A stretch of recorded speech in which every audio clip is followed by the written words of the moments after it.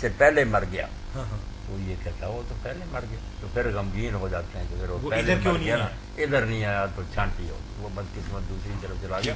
بالکل آباد ہے دنیا آپس میں بالکل ایسے جیسے ہم ملاقاتیں کرتے ہیں تو کوئی بندہ آیا نہیں، وہ کہتا مجھ سے تو پہلی گاڑی میں آیا۔ بالکل صحیح حدیث۔ ٹھیک، جزاکم اللہ خیر۔ یہ ایک سوال ہے جی کہ نبی کریم صلی اللہ علیہ وسلم نے مردوں کے لیے سونے کی انگوٹھی کو حرام قرار دیا، اور دوسری بات یہ کہ ہاتھ کی سینٹر والی انگوٹھی میں، سینٹر والی انگلی میں کیا انگوٹھی پہننا حرام ہے؟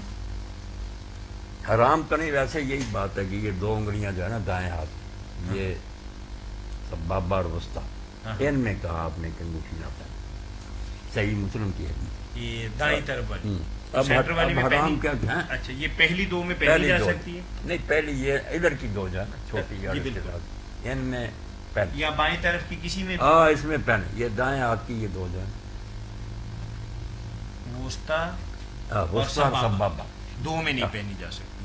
یعنی مولانا نے فرمایا کہ ذرا ملاحظہ کیجیے کہ یہ انگوٹھے کے ساتھ والی انگلی جسے ہم شہادت کی انگلی بھی کہتے ہیں، اس کو عربی زبان میں سبابہ کہتے ہیں، اور بالکل درمیان والی انگلیاں کے دو اس طرف درمیان والی، اس کو عربی زبان میں وسطی کہتے ہیں۔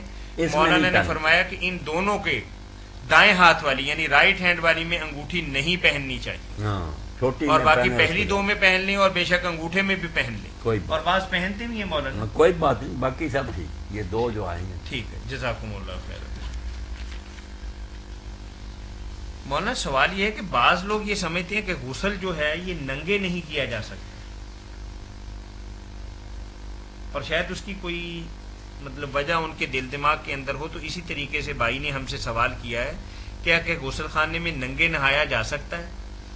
غسل خانے میں الگ رہا، کسی ایسی جگہ نہر وغیرہ جہاں کوئی آدمی دیکھ نہیں رہا وہاں بھی ننگا نہائے۔ حضرت موسیٰ علیہ السلام کا واقعہ اور حضرت ایوب علیہ السلام کا رسول اللہ نے خود بیان کیا، اور اسی پر اسرائیلیوں نے کہا یہ چھپ چھپ کر جو نہاتا ہے نا اس کے اندر کوئی بیماری ہے، اس کے خصیے پھولے ہوئے ہیں۔ خبیث لوگوں نے شرم و حیا نہ سمجھی یہ کہا، تو وہاں یہ ایک عریان وہ ننگے نہاتے، تو کوئی دیکھتا نہ ہو تو جہاں بھی کیا ننگا، غسل خانے میں تو بالکل خیال ہی، وہاں کیوں نہیں ننگا نہاتے؟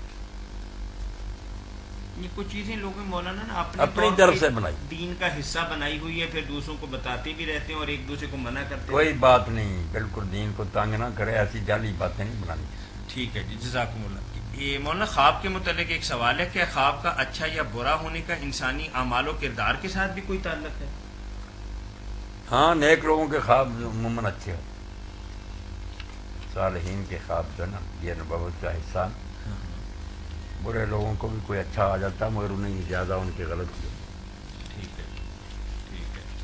چلیں مولانا، اسلام کے ارکان کے حوالے سے حاجی فقیر محمد صاحب کا ایک سوال ہے، وہ بڑے ہی عرصے کا سوال چلتا رہتا ہے اور کافی دفعہ اس کا جواب نہیں مل سکا، تو آج بھی انہوں نے بڑی محبت کے ساتھ، وہ آپ کا پروگرام بھی سنتے ہیں اس مطلب پیرانہ سالی میں، سے رکھے، تو آپ سے بڑی عقیدت رکھتے ہیں، اور ان کا سوال یہ ہے کہ مولانا صاحب نماز کے اندر خیالات تو آتے ہی رہتے ہیں، اور اس کے بارے میں یہ بتایا گیا ہے کہ اس کے بارے میں زیادہ فکر کرنے کی ضرورت نہیں، نماز ٹھیک ہی ہو جاتی ہے، لیکن ان کا سوال یہ ہے کہ ایسا کوئی طریقہ نہیں کہ خیالات ہی کم ہو جائیں؟ بالکل یہ اچھی بات، خیالات تو کم نہیں ہوں گے مگر خیالات پاکیزہ بنانے کی کوشش کریں کہ خیال آئیں بھی نا تو اچھے آئیں، جیسے حضرت عمر رضی اللہ عنہ کہتے تھے کہ بحرین کا جزیہ اس کا میں حساب کر رہا ہوں، شام میں سرحدوں پر فوجوں کی ترتیب کر رہا ہوں، جہاد کی باتیں، نیک اچھی باتوں میں لگا رہے، اچھی کتابیں پڑھے، اچھے باتوں میں لگا تو پھر انشاءاللہ خیال بھی اگر آئیں گے تو اچھے ہی آئیں گے، اور اگر بری چیزوں میں پھنسا رہے تو برے ہی آئیں گے۔ اور کم کرنے کا طریقہ یہ بھی ہے کہ نماز جب پڑھے آدمی تو اس کے معنوں پر بھی غور کرے، فکرہ ٹھہر کر پڑھے، یہ نہیں کہ لگاتار پڑھتا جائے، ایک فکرہ پڑھا الحمدللہ رب العالمین رک گئے، اور وہاں تھوڑی دیر سوچا کہ میں نے کہا اللہ حمد تیری ہے، تو رب کائنات، ہر پر اس طرح سوچیں۔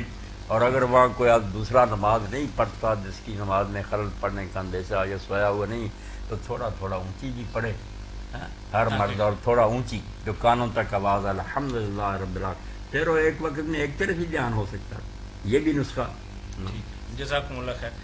مولانا 2-3 بڑے اہم سوالات ہیں، اگر اجازت دیں تو اسے اگلے ہفتے پہ رکھ لیں۔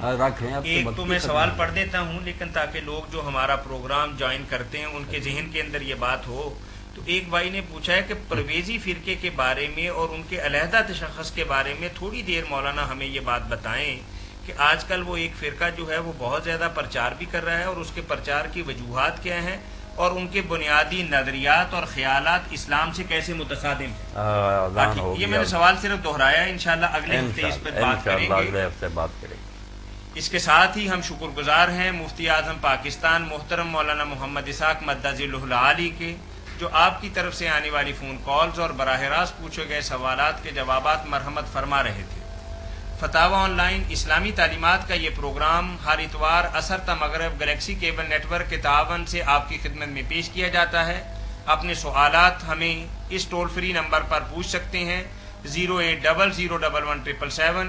اس کے ساتھ ہی ہمارے پروگرام کا وقت ختم ہوتا ہے۔ پروگرام کے میزبان میاں طاہر کو اگلے اتوار تک کے لیے اجازت دیجیے۔ اللہ حافظ۔ السلام علیکم ورحمۃ اللہ وبرکاتہ۔